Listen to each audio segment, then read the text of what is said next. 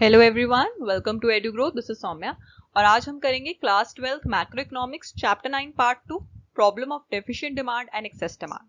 Hope आपको हमारी videos पसंद आ रही हैं। अगर आपको वीडियो पसंद आए प्लीज वीडियो को लाइक कीजिएगा एंड कोई भी डाउट है नीचे कमेंट सेक्शन में या टेलीग्राम ग्रुप पे आप हमसे पूछ सकते हैं। Now let's start. Now this is something about me. अगर आप कॉन्टैक्ट करना चाहते हैं आप इस नंबर पे कॉन्टैक्ट कर सकते हैं। This is my email ID. You can follow me on Instagram as well. नीचे आपको इंस्टाग्राम एंड टेलीग्राम के डायरेक्ट लिंक्स भी मिल जाएंगे डिस्क्रिप्शन में, so do follow there also. Now what is problem of excess demand? First we'll understand the concept of excess demand. What is excess demand? Excess demand is excess of AD. AD is aggregate demand. जब aggregate demand ज्यादा होती है तो उसे हम बोलते हैं excess demand. Now demand is said to be excess when it is more than what it is required for the fuller utilization of resources. अब जब fuller utilization of resources से ज्यादा डिमांड हो जाती है उसे हम बोलते हैं excess demand. AD is excess. According to Keynes, AD is excess when it is more than AS corresponding to full employment in the economy. तो जब AD ज्यादा होता है AS से और full employment की situation होती है उसे हम कहते हैं excess demand. Now measurement of excess demand. इसे ग्राफ से समझेंगे। Aggregate demand on y-axis and income या GDP on x-axis. अब सबसे पहले हम AS that is income draw कर लेंगे।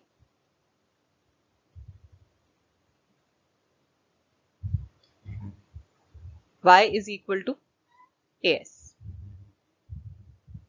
अब AD. Now this is full employment AD.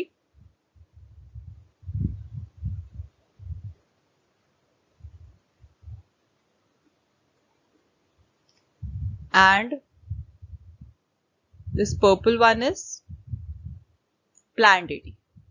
तो जो हमारी planned AD होगी that will be more than full employment AD. तो ये इक्विलिब्रियम पॉइंट है। So this is this point E point F. This is excess demand. So basically excess demand कब होती है? जब हमारी planned AD is more than full employment AD. So ये जो AD F है इसको हम F लिख देते हैं यहाँ पे। ADF it is showing the required level of AD for full employment in the economy. तो full employment होगी तो ये AD ये होगा। And ADP अगर हम इसे मार्क करें, this is ADP that is planned AD which is higher than the full employment AD. तो जो इनका डिफरेंस है EF, this is excess demand. Now what are the causes of excess demand? सबसे पहला कॉज है increase in private consumption expenditure. तो अगर private consumption expenditure increase होता है तो increase in propensity to consume होता है या decrease in propensity to save. तो लोग ज्यादा से ज्यादा कंज्यूम करेंगे और कम से कम सेव करेंगे। तो जहां पे ज्यादा कंज्यूम होगा high degree of demonstration effect होगा वहां पे and the poor tend to spend more to live like rich. तो प्राइवेट कंजम्पशन एक्सपेंडिचर इंक्रीज होता है, ये इसका कॉज है एक्सेस एडी का। दूसरा है इंक्रीज इन इन्वेस्टमेंट एक्सपेंडिचर। अब इंक्रीज इन इन्वेस्टमेंट एक्सपेंडिचर की वजह से भी एक्सेस डिमांड हो सकता है। अगर ज्यादा से ज्यादा इन्वेस्टमेंट होगी सो ज्यादा से ज्यादा डिमांड बढ़ेगी। उसके बाद increase in government expenditure. Government expenditure increase होगा जिसकी वजह से जो कमिटमेंट्स होंगी वो भी एक्सपैंड होंगी for the development as well as welfare projects in the economy. Next है इंक्रीज इन एक्सपोर्ट्स। एक्सपोर्ट्स बढ़ेंगे, इसकी वजह से जो डोमेस्टिक प्राइसेस होंगे वो कम हो जाएंगे in relation to international prices. Next decrease in imports. Decrease in imports होंगे क्योंकि higher international prices compared with domestic prices. उसके बाद cut in tax rates leaving higher disposable income with the people. इसकी वजह से भी एक्सेस डिमांड कॉज होगी क्योंकि टैक्स रेट्स भी कम हो जाएंगे जिसकी वजह से लोगों के पास ज्यादा पैसा बचेगा उसको स्पेंड करने के लिए। Now what are the consequences of excess demand? First is inflationary gap. In a situation of excess demand, the level of output does not rise. Output level remains constant corresponding to full employment.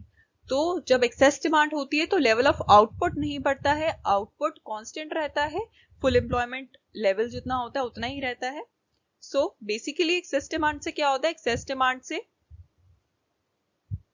There will be pressure of demand on existing resources.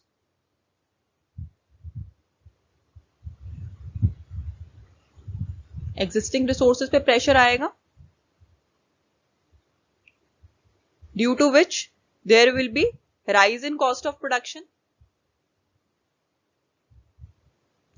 Cost of production बढ़ेगी, उसकी वजह से general price level भी बढ़ेगा, rise in general price level. General price level बढ़ेगा, उसकी वजह से the output level remains constant because resources are already full employed.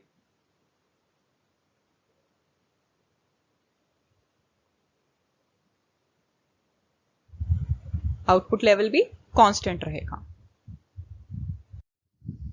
Now we'll see measurement of inflationary gap. Now inflationary gap is equal to excess demand. इसको graphically देखेंगे. ये x axis है, ये y axis. x axis पर income या GDP, Y axis पे aggregate डिमांड. So सबसे पहले y is equal to AS, then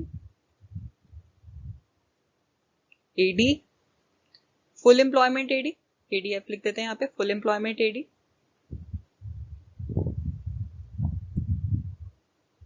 then ADP, planned AD. जैसे हमने एक्सेस डिमांड बनाया था वैसे ही बनेगा ये सेम. उसके बाद जो ये दो पॉइंट्स हैं EF, this is showing excess demand which is equal to inflationary gap.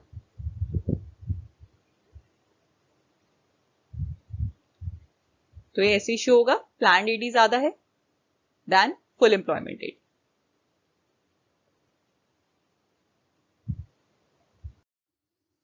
Now second consequences static GDP, that means GDP remains constant.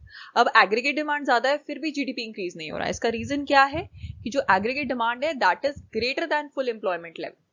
मतलब हम सारे रिसोर्सेज हम यूटिलाइज कर चुके हैं, सो उससे ज्यादा तो हम प्रोड्यूस नहीं कर सकते. तो अगर हमने फुल एम्प्लॉयमेंट लेवल पे हमारी जो एग्रीगेट डिमांड है उससे भी ज्यादा एग्रीगेट डिमांड अगर हो रही है तो इससे हमारी जीडीपी कांस्टेंट रहेगी, जीडीपी इंक्रीज नहीं होगी.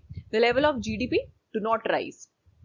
नाउ इसको अगर हम ग्राफिकली अगर हम देखना चाहें तो this is Y axis, X axis, तो हम सेम उसी तरह ही ग्राफ ड्रॉ कर लेंगे. y is equal to AS,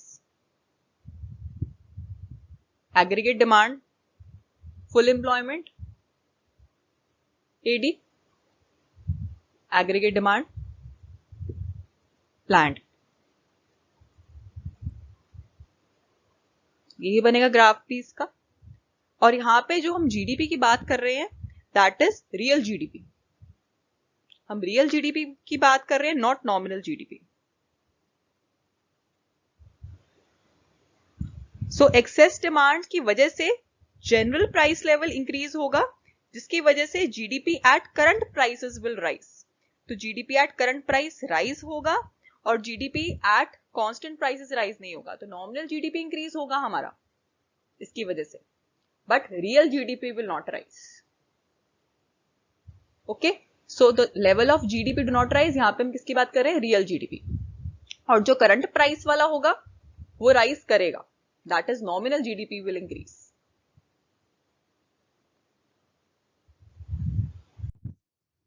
The next one is excess demand and wage price spiral. अब ये क्या होता है, अगर डिमांड ज्यादा होगी तो क्या होगा? Pressure of demand on existing resources, existing resources पे प्रेशर आएगा. Now due to which cost of production tends to rise. इसकी वजह से कॉस्ट ऑफ प्रोडक्शन भी इंक्रीज होगी. कॉस्ट ऑफ प्रोडक्शन इंक्रीज होगी, increase in wages leads to increase in general price level. Wages भी बढ़ेंगे जिसकी वजह से जनरल प्राइस लेवल भी इंक्रीज होगा. उसके बाद अगर जनरल प्राइस लेवल इंक्रीज होगा, इसकी वजह से कॉस्ट ऑफ लिविंग इंक्रीज होगी, कॉस्ट ऑफ लिविंग इंक्रीज होगी, it leads to rise in wages again, उसकी वजह से फिर वेजेस बढ़ जाएंगे, इसको हम कहते हैं wage price spiral, which means wages catch prices and prices catch wages.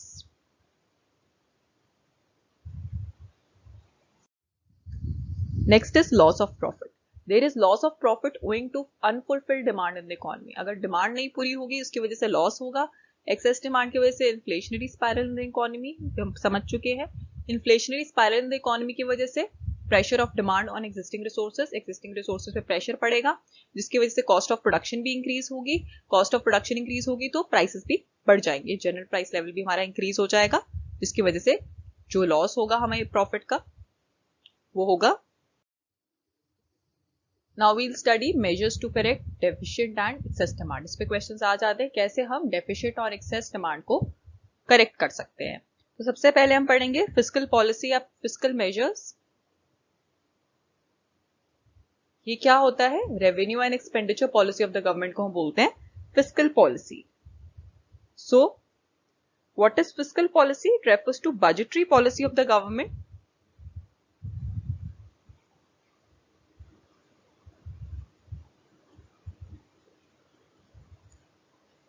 And ये क्या करती है? To correct the situations of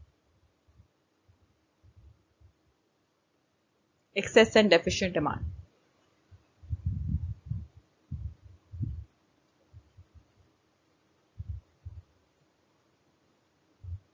in the economy. इसका बेसिकली जो ऑब्जेक्टिव होता है that is growth and stability.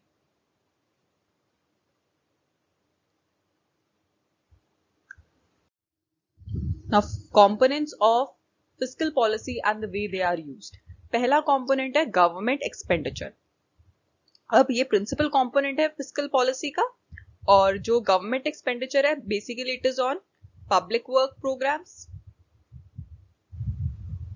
जैसे कंस्ट्रक्शन हो गया, dams, bridges etcetera.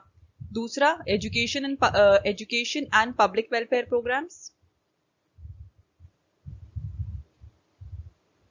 Third defence of the country.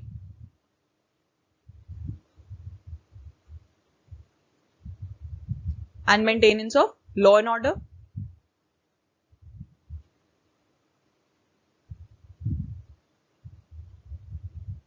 Next, expenditure on various types of subsidies to the producers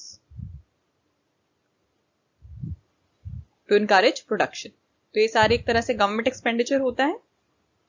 अब rise in government expenditure, अगर government expenditure बढ़ जाएगा, अगर इंक्रीज कर देगी गवर्नमेंट एक्सपेंडिचर, अगर राइज हो जाएगा गवर्नमेंट एक्सपेंडिचर, तो basically there is injection in the circular flow, मतलब जितने भी अमाउंट ऑफ मनी है वो इकोनॉमी के अंदर एंटर होगी, there will be more purchasing power of the people, तो इंजेक्शन होगा in the circular flow of income in the economy. It is required when liquidity needs to be release to combat deflation. ये तब करेंगे जब deflation की situation होगी, उसमें हम उसमें गवर्नमेंट अपना एक्सपेंडिचर इंक्रीज कर देगी so that there is injection into the circular flow of the economy. On the other hand withdraw कर लेगी expenditure government when there is inflation in the economy. Inflation के टाइम पे aggregate demand ज्यादा हो जाएगी, सो withdraw कर लेगी expenditure, कम कर देगी इकोनॉमी में, so that there is leakage in the economy, and इससे हमारी जो सिचुएशन है इन्फ्लेशन की वो ठीक हो जाएगी। डिफ्लेशन में एग्रीगेट डिमांड कम हो जाएगी, दैट मीन्स लोगों के पास जो परचेसिंग पावर है वो कम हो गई है, सो इसके अंदर गवर्नमेंट अपना एक्सपेंडिचर इंक्रीज कर देगी so that there is injection in the economy. Now what are taxes? Taxes एक कंपल्सरी पेमेंट है made to the government by households. जो हाउस होल्ड्स को देना पड़ता है. So if there will be increase in taxes, अगर taxes बढ़ जाएंगे, there will be decrease in disposable income of the households.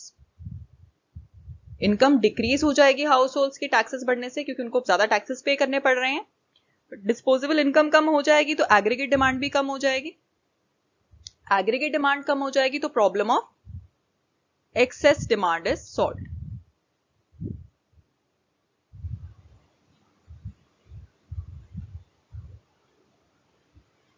On the other hand, अगर taxes कम हो जाएंगे, so increase in disposable income, जिससे purchasing power of the people will increase. इसकी वजह से एग्रीगेट डिमांड भी बढ़ जाएगा और problem of deficient demand will be solve.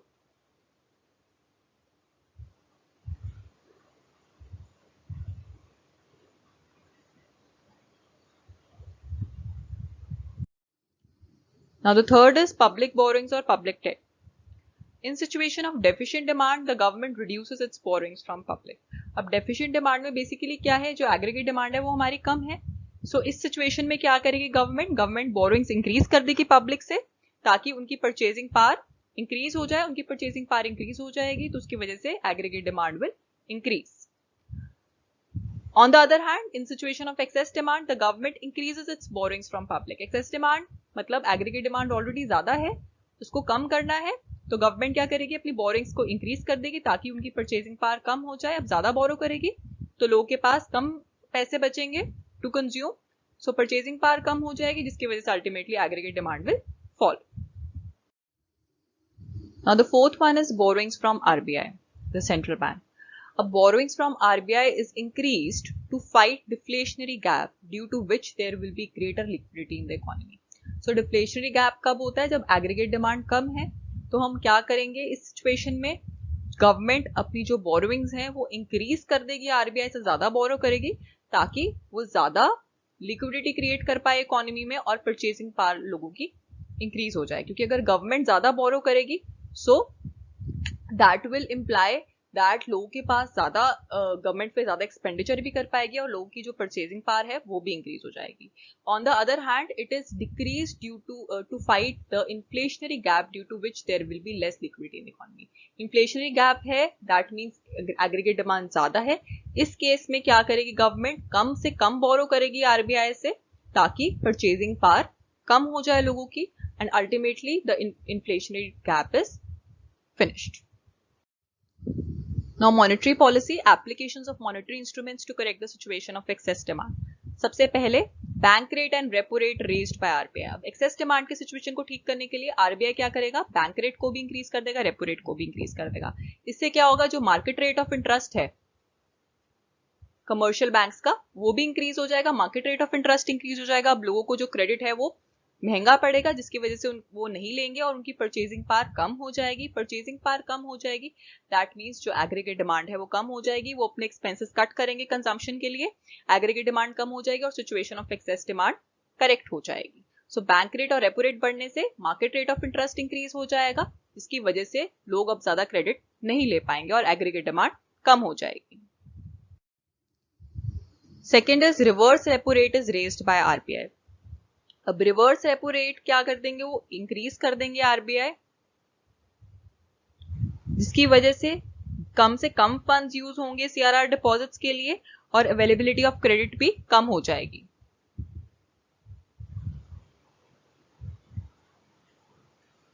Availability of credit कम हो जाएगी, जिसकी वजह से it leads to cut in aggregate demand. Next, pursuing the policy of open market operations. अब इसमें क्या होगा, securities are sold by RBI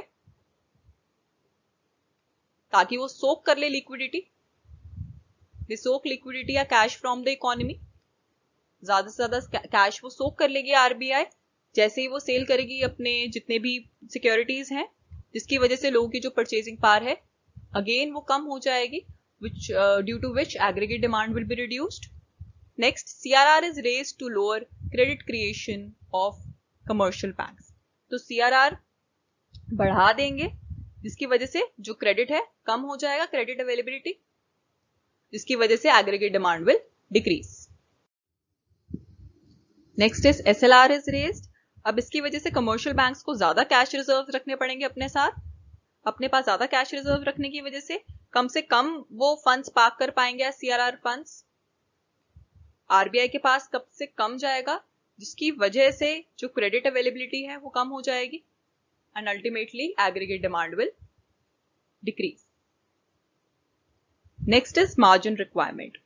margin requirement क्या है? Minimum down payment that the borrower has to make as a percentage of his loan for commercial banks. अगर margin requirement raise हो जाती है जिसकी वजह से अवेलेबिलिटी ऑफ क्रेडिट रिस्ट्रिक्ट हो जाएगी,